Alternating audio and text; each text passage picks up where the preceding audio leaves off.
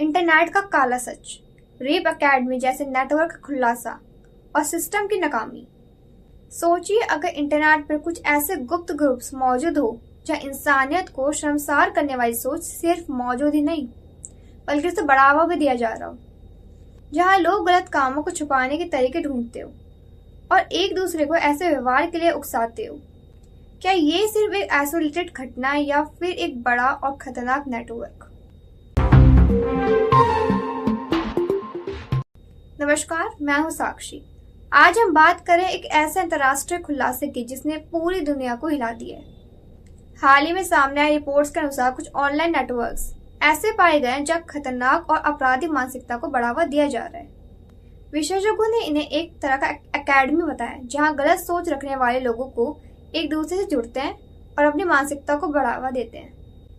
ये नेटवर्क काम कैसे करता है? जांच में सामने आया कि ये नेटवर्क सामान्य सोशल मीडिया प्लेटफॉर्म्स पर नहीं बल्कि इंटीग्रेटेड चैट्स और प्राइवेट फॉर्म्स पर सक्रिय होते हैं।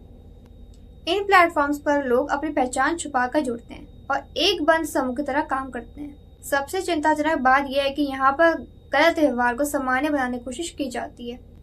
लोग एक दूसरे को वैलिडेट करते हैं जिससे उन्हें लगता है कि वह जो कर रहे हैं वह गलत नहीं है। यानी ये सिर्फ एक व्यक्तिगत मामला नहीं है बल्कि एक ग्रुप माइंडसेट बन जाता है।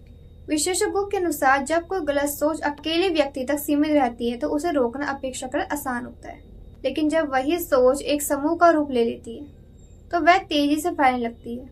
यही कारण है कि ऐसे नेटवर्क ज्यादा खतरनाक माने जाते हैं।